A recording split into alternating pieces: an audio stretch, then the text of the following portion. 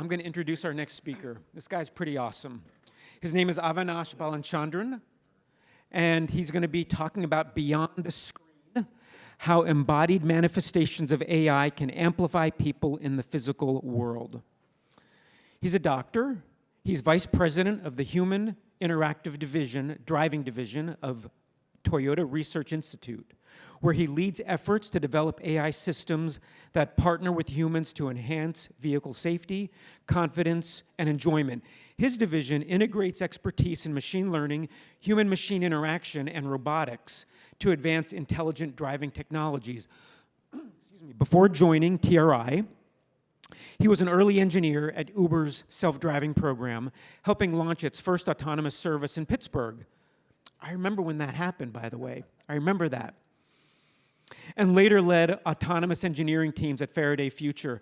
A Stanford PhD grad and Cornell alumnus, he is an internationally recognized expert in human-centered autonomy and a keynote speaker at events including SAE WCX 2024 and the Financial Times Future of the Car Summit. Let's all give a big round of applause, big welcome to Avinash. Thank you. Can you guys hear me? Okay, great. Well, thanks for that kind introduction. It's really great to be here. My name is Avinash Balachandran, and I lead the Human Interactive Driving Division at the Toyota Research Institute, or TRI. Now, TRI's purpose is to really push the boundaries of science and technology and discover what's next for Toyota. And you can imagine that in so doing, AI is a big part of the work that we engage in. And so today, I'm really excited to talk to you about AI that actually goes beyond the screen into embodiments and different kinds of paradigms you can look at as we think about doing that. So when you ask someone about AI, probably the first thing that comes to mind is the multiple LLM models and tools that exist virtually that you can interact with. And these tools have really changed the way that we live our lives. And they've also, model improvements have been happening with them at an accelerated rate, with new models being learned on images, videos, and text from the internet. Now, these tools are super helpful. You're able to interact with them virtually to ask questions that you care about in your daily life. But there still remains a gap between having these tools answer your questions virtually and actually having an AI help you in the physical world where we all live and breathe. And so really for us, the question is, how do we kind of bridge this gap? In particular, wouldn't it be cool if you had an AI that not just gave you the best lasagna recipe out there, but could actually help you make it? In order to bridge this gap, this is really where embodied intelligence comes in. And embodied intelligence is based on the fundamental idea of integrating AI into actual physical hardware. And this would create essentially intelligent systems. These systems would be trained not just on all the information you have on the internet, but actually through physical interactions in the real world with people and with other machines. This is pretty much the same way that we learn as humans as well, interacting and learning from that in the real world. And so our hope is that by doing this, we'll actually create even more performance systems. Now, at Toyota, we've really been pushing the boundaries of embodied intelligence for some time, primarily because our core business is building physical machines in the real world. If you think about the things that we do, we build cars, we build robots, and these are things that really interact with the world at large every single day. For most people, the car would be the most intelligent machine they interact with on a regular basis. And so we feel like this gives us a unique opportunity to really push the edge of where embodied intelligence is by leveraging the fact that we actually make these physical devices. Now, even as we do that, we continue to have to be aware of the fact that there is still a lot of skepticism around AI generally. Now, this plot shows global opinions about products and services using AI by country. The horizontal axis shows the percentage of people that are excited by AI-powered products and services, and the vertical axis shows you the percentage that is nervous about them. Now, in a world where people really accept AI products and services, you'd expect all these data points to be clustered in the bottom right, where essentially people are excited about the tools and services that AI can provide and are really that nervous about them. But what you see is actually, though there are variations by country, you can actually see that they're kind of mostly clustered in the center. This kind of indicates that people are excited about the promise of AI, but they continue to be nervous about the risks. And what this really means is that AI continues to be at a crossroads of acceptance. So it's not something that is probably new to folks here, but people continue to be excited about its potential, but wary about its potential risks. And this is particularly amplified in the domain of embodied intelligence, because it actually shares the physical world with us.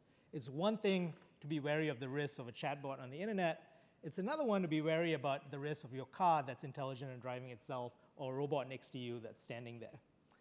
And so one of the things we really have to think about is how do we answer the question of developing embodied intelligence in a safe way such that it's trusted by society. And at Toyota, we feel like we can actually reach back into our history to understand some of our core values that can help guide this development. And the core value in particular that we think is most useful is what we call jidoka, or human-centered automation. Now, the word jidoka in Japanese is really the combination of two other words, automation and human. And what it really means is it means that we want to create technology and automation that puts the human at the center of the experience, where we focus on amplifying and assisting that person rather than replacing them. And so we can apply the same logic to embodied intelligence systems and really think about how we can use those systems to help us go beyond our physical and mental limitations, help us really focus on the tasks that we're excited to do rather than the ones that we are not excited to do, and just generally help us grow as individuals. And this idea has been in Toyota since really its inception. For people who aren't aware, we actually started out not building cars, but by building looms or weaving machines. And essentially, we cut our teeth in automating these machines. Before Toyota built the automated loom in 1925, weavers would essentially sit on these machines and mechanically operate them. It was very back-breaking work, and they would have to do that consistently. And every now and then, there would be a fault or an error that would cause the cloth to have a problem. The weaver had to go back and fix that. And so it was really laborious, time-consuming work. And so one of the first Toyota innovations was building an automatic loom. However, we didn't focus on just removing the human and just making it automatic. In fact, what we focused on is to automate it, but really automate the part of error catching so that we could catch an error before it happened, and then a human could intervene to fix that problem. This is really that idea of jidoka at work, where it's built on this idea of what can we do with automation such that the human can add to more value-added tasks, things that they are actually good at doing, rather than sort of this menial task of like running the loom itself. And so in this video, you can see the loom is automated, but what it really does is it has this ability to stop when there's a fault. It detects that, and then a human operator can come, fix that, and then start it up again. So in this way, it really alleviated the burden of individual weavers in this loom business. So that's really the idea of jidoka that powers all of Toyota's products and innovations. But it's not a new idea in Toyota, nor is it a new idea in computer science. So if you go back to the 60s, there was a very famous computer scientist by the name of J.C.R. Licklider who wrote a paper, Man-Computer Symbiosis, where he coined the term intelligence amplification. Now, intelligence amplification is really this idea of using technology to amplify people rather than replace them. And so let's think about how we can apply some of this to embodied intelligence. Now, really, the struggle with doing that with embodied intelligence is because these systems are actually embodied in the physical world. The first thing that comes to mind is how they can actually replace a human at a task. That's sort of the easiest use case that you can think of for a robot or whatever it is. And there are lots of examples like this. For example, a car that drives itself, that removes the driver from the task of driving, or robots in the factory that remove workers from the factory as well. All of these are predicated on the idea of replacing people at tasks that they do. Now, there certainly can be good use cases for doing something like this, but what we can see is that by doing this, we actually still create a lot of anxiety in society. People are worried about the safety of these systems, whether they're trustworthy, the economic impacts and impacts to jobs. And so if our goal is to really allay concerns so that we can get greater adoption of embodied systems, then we might want to consider other strategies as well. And so instead of really focusing on replacing the human, perhaps another strategy would be in the realm of intelligence amplification. How do we use this to actually amplify a person? And so I'm going to give you a few examples of how we think about this at Toyota. So one example is that we can actually think about, instead of replacing a human, having a person teach an embodied intelligence system to help them. Imagine this as being a permanent assistant that you can just teach a task to that you don't want to do yourself, and then that system is able to do it, and you can focus on the things that really add value or give you enjoyment. So this is really the question that we're asking: can a person teach an embodied intelligence system? And here TRI has actually been a leader in some of the work to develop systems like this, which is based on our work in diffusion policies. So what is a diffusion policy? Well, a diffusion policy really allows us to basically, through a series of demonstrations to a robot of a specific task, have it quickly learn how to do it. It's very analogous to imitation learning, and it's based on sort of the latest advancements in diffusion that power the LLMs that we use anyway. So in this video, you'll see an operator essentially teleoperating a robot and teaching it how to unroll a mat. And what we can do is we can take roughly 60 to 100 of these individual demonstrations and quickly train a model to essentially create a policy that allows it to do this by itself. And this is what we call diffusion policies. And by doing this, we're actually able to automate the task of the robot unrolling the mat. And because of the way that diffusion works, these policies actually tend to be much more robust than current imitation learning approaches. And also, they're able to use a lot less data to do them. And so it's pretty cool, and you can see here the robustness when the operator actually rolls the mat in the other direction, and the robot kind of thinks about it for a minute, and then it sort of figures out, okay, I do know how to do this task, and is able to unroll the mat this way as well. And so this is something, a capability that used to take a bunch of roboticists a few months to develop, and now we can kind of quickly develop it just through a bunch of demonstrations. So imagine you go in front of a robot and you teach it a few times to do with tasks or a thing that you want it to do, and then very quickly, instead of months of development, within a few hours, you can get a policy that can actually do that. Now, even cooler than that, you can imagine that we can actually do lots of demonstrations for the robot. And so we can do lots of human demonstrations of a bunch of different tasks, and then we can pre-train a large model that has all of this, much like the idea of an LLM. And this is what we call a large behavior model, or LBM. And so what it allows us to do then is, like the advantages you get with an LLM, it's able to be more robust in any one of these tasks, it's able to generalize and adapt to new tasks more quickly, and it's also able to generalize and adapt to new tasks with less data required to teach it that.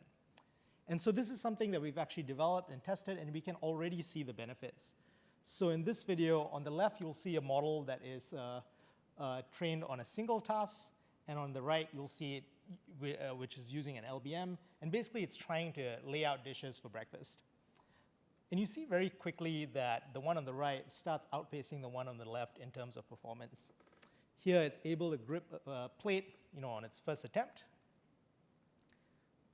while the other one kind of struggles with that. It puts it down, and it just kind of goes off to the races from there, while the single task model is still struggling to kind of figure out how to put down the plate and how to grasp the cup and all these kinds of things.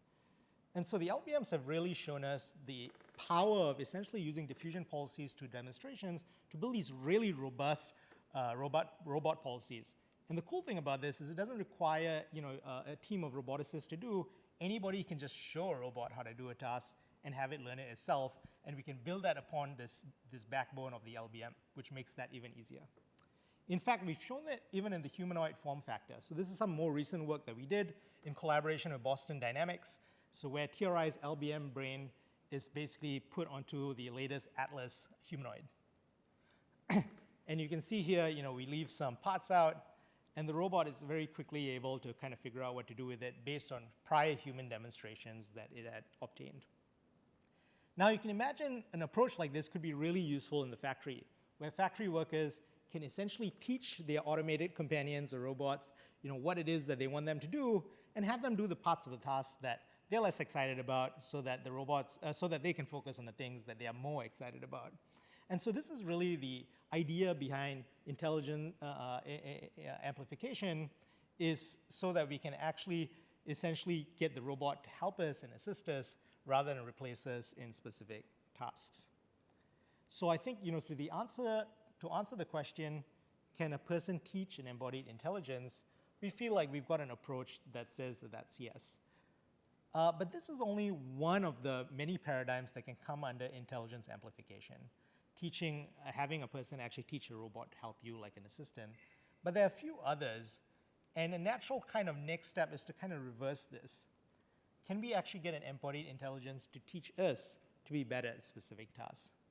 Now, what is predicating this thought is really the idea that we have made huge advancements in lots of different areas, in robotics, in self-driving cars, where our intelligence that deals with driving, that deals with that problem is actually really, really good. And it's probably better than the average driver in the case of driving or in other applications as well. And so can we leverage the fact that we have these really good intelligent embodied systems and use that to train us to be better at them as well? So here at TRI, we really look at driving as a task to do this. Driving is really interesting because it's actually a fairly complex task that everybody does pretty regularly, and one in which poor performance can actually have dire consequences, right? You can actually get into an accident, and it could be really bad. And at the same time, if you look out in the world today, we have really good intelligent embodied systems that are able to do this task pretty well. You can see them driving around in San Francisco or Denver. You can see that not even in just these robotaxi services, but actually in cars themselves. They have a huge amount of features, including in Toyotas, that help you drive on the highway and all these kinds of things. And so we actually have these embodied systems that are really good at doing that. So how do we kind of leverage the fact that we have these embodied systems that are so good at specific tasks and use that to teach you to be better? So at TRI, we've really pushed the limits of how good our system can be in terms of driving. One of our key tenets is we want that system to really have expert level skills. And this is based on the idea that whether it's driving you by itself or it's helping you drive, we want the EI that's doing that to be really as good as possible. And so in this video, you'll see some of our recent work in doing autonomous drifting. In this video, you'll see two cars completely autonomous drifting while trying to get as close to each other as they can.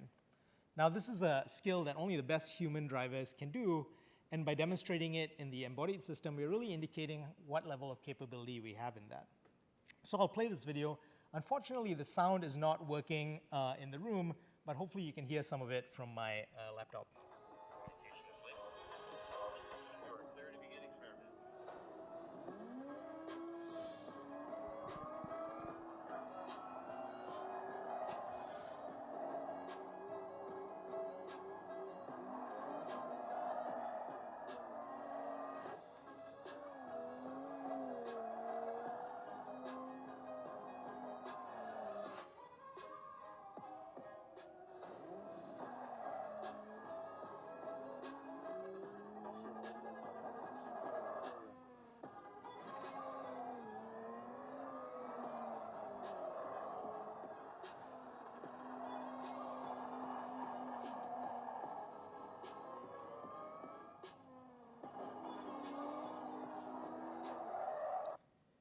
Now, this is a project we actually did in collaboration with Stanford University. And just to reiterate, both cars are completely autonomous here and performing at the highest level of human driving skill. So for us, the question is, if we have a system like that, how can we use that to teach you to be better? And so that actually requires some rethinking of the actual driving paradigm. So if you think about driving today, you as a driver control a car using your steering wheel and pedals. And in this paradigm, the car is really not that different than any other unintelligent, simple tool like a hammer. You just tell it what to do, and it does it. Now, in the age of AI, you can kind of rethink this paradigm, where between the driver and the car, there's kind of all this new stuff, right? You can have AI systems, agents, other visual representations like AR or VR, and you can use that to create a new kind of experience where the car is more like an intelligent partner and companion rather than just a simple tool. Now, with this framework, what we can do is we can actually have the AI sit between your commands to the car in terms of steering, throttle, and brake, and modify them as necessary to help you learn and improve your performance. You can think about this as being analogous to when you learn how to ride a bike with training wheels, right? The wheels provide you some assistance, and over time, you loosen those wheels, you get a little bit more jiggly, and you get better at balancing, and eventually you remove them entirely.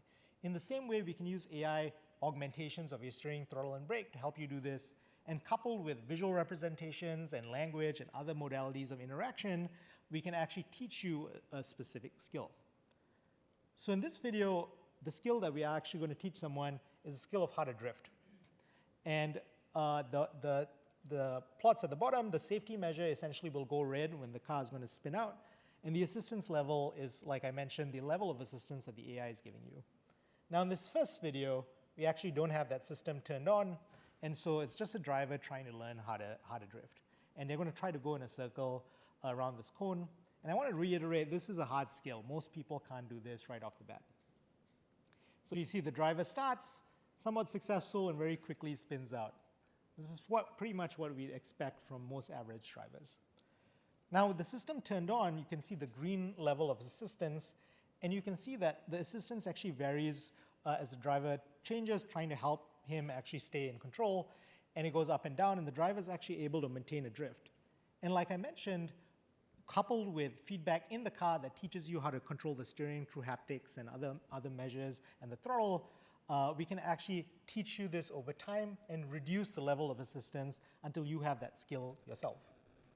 So why did I pick drifting as an example? Obviously, if you ask the engineers that work in my team, they'll say it's because it's awesome, but there is actually a good reason for this. The ability to control a car when you drift is the same skill you need when you control a car on snow or when you hit a slick patch of road, and this is typically where the average driver struggles. And so if you're looking to build a system that can amplify people and increase safety, this is a great use case to help you learn how to actually control a car when it's sliding, and loss of control is actually a significant cause of accidents in the United States and worldwide. Now, beyond teaching you specific skills, we can also think about using embodied intelligence to help you as a driver actually understand your driving and learn how to get better as you drive. In order to do that, we've actually built a tool called Apex Trainer that essentially takes in telemetry from a vehicle and as well as signals of the driver, etc., and a forward-facing camera, and is then able to interact with you to teach you how to improve your driving. Now, in this example, we've shown it in a racetrack setting as you're racing around, and here it's in simulation, though it can be in a real car as well. And essentially, after you do a lap, you can interact with this tool and say things like, can you please tell me which section I can improve the most? And it's able to actually give you some reasonable feedback on what to do, take you to that section of the track, and walk you through that. And the reason it can do that is because it has a knowledge of the embodiment of the car and how to drive well based on the other systems that we've developed. And importantly, we've also incorporated, and I think this is the human-centered part, we've incorporated the human emotion in this as well. We want to create a tool that's not just a teacher that just tells you you did a good job or a bad job, but a tool that actually motivates you to get better, is aware of your state, is trying to help you be motivated and stay motivated to get better over time. And so this is actually a really cool example of where embodiments can help even with language in the loop. Now, an interesting thing about embodied intelligence is that the learnings from one embodiment can actually move over to other embodiments if they have some similar backbone. And so we actually asked this question of, can we actually take these learnings beyond cars and robots? So if I take the example of Apex Trainer earlier, what it's trying to teach you is the skill of driving. And driving is a motor learning task. Now, motor learning tasks exist outside of driving as well. Great examples are actually sports tasks, whether you play baseball or golf or cricket or any of these things. These are all motor learning tasks. And so we asked ourselves, can we use that same model framework and architecture and build on it by augmenting it with more data from some of these other motor learning tasks to make it better? And so we actually demonstrated this on baseball. And for you, those of you who don't know, I myself found this out pretty recently. Toyota in Japan has its own baseball team. They're called the Red Cruisers, and we actually worked with them to kind of repurpose this model and this architecture to create a tool that helps them coach their players. And so it's able to ingest information like motion capture information of somebody swinging their bat. It integrates that with other information it knows about motor learning and coaching of baseball. And then it's able to generate actually these customized player coaching reports. And it tells players where they should improve, what they should focus in. And this is really helpful, once again, if you think about amplifying a person, who is it amplifying? Well, it's amplifying the coach. Because coaches, one of the common problems we hear is they just don't have enough time to talk to all the players. And so if we're able to automate some of that feedback, then we can amplify the coach such that they can really intervene at the points where their experience is the most valuable. And so by leveraging sort of the same experience that we use with LBMs, you can imagine that we could do this with more and more motor learning tasks and create sort of a general motor learning coaching and teaching model, which can really go across different domains. And so our hope is that by doing that, we've created something that can really generalize better across different motor learning domains and also do better in each of the ones that we choose.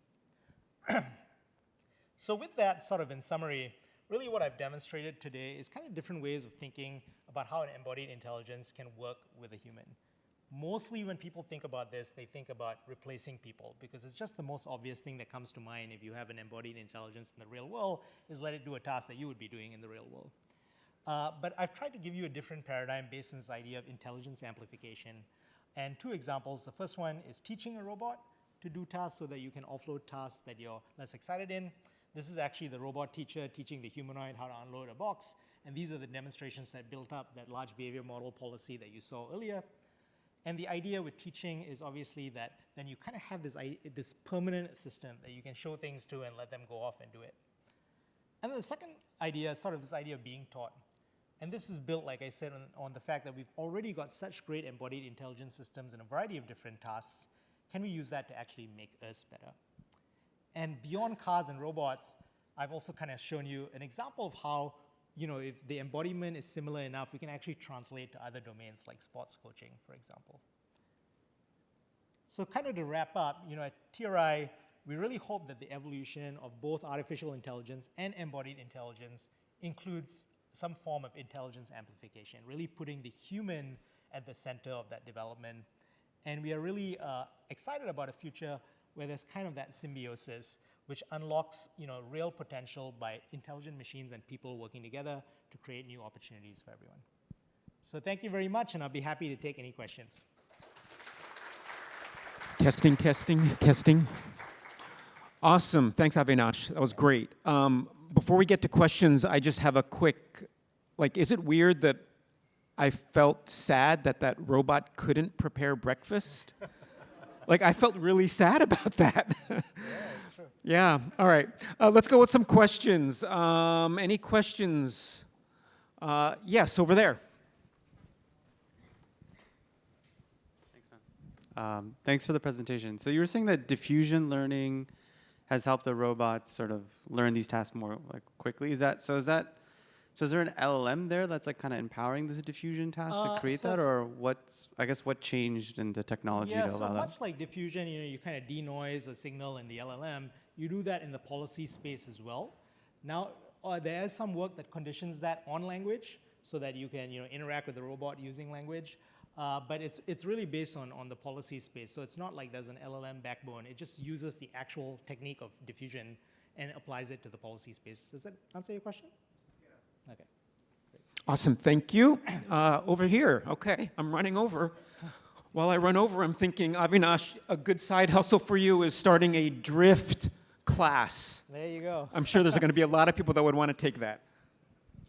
You may have kind of covered this a little bit already, but how do you think about the limitations of form factor, right? Because I was watching, again, those two robots, one of them struggling to make breakfast. And one thing I was noticing was that both of them were doing things sequentially, but it's two arms that are operated by robots. So theoretically, they could be acting simultaneously in the way that a human couldn't. Right. And a lot of these machines obviously have to have been built with humans in mind.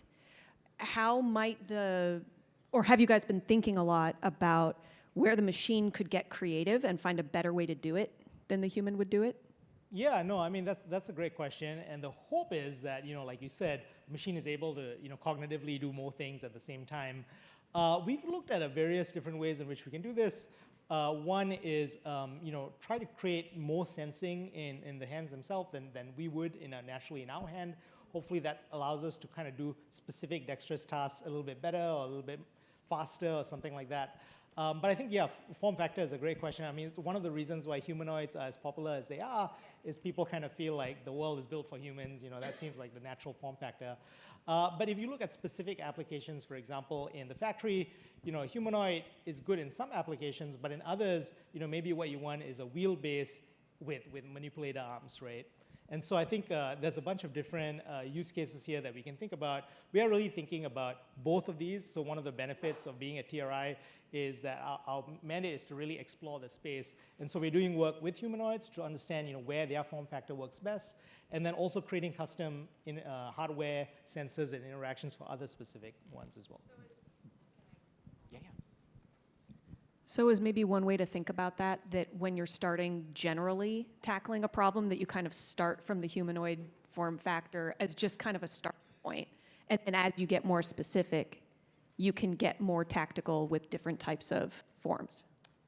Or am I oversimplifying? Yeah, no, I mean, I think you can certainly try that. We've actually done it mostly the opposite direction. So we try it on specific hardware just because the humanoid form has a bunch of other complexities, right? So for example, if you're trying to do breakfast, you don't actually care about balance. Exactly, balance is a great one. And so we've actually focused a lot on manipulation, which tends to be a really hard skill. Nowadays, a lot of humanoids out of the box actually come with auto balancing. So now maybe you can kind of push that limit a little bit more. But yeah, we've actually gone with sort of more custom hardware or designs for specific applications, just because it helps us push the technology in the area we care about without worrying about lots of these other things. Awesome. Let's give a big round of applause to Avinash, and I'm sure Avinash would be happy to talk to you outside of the room. Avinash, thanks so much. Thank you. Great stuff.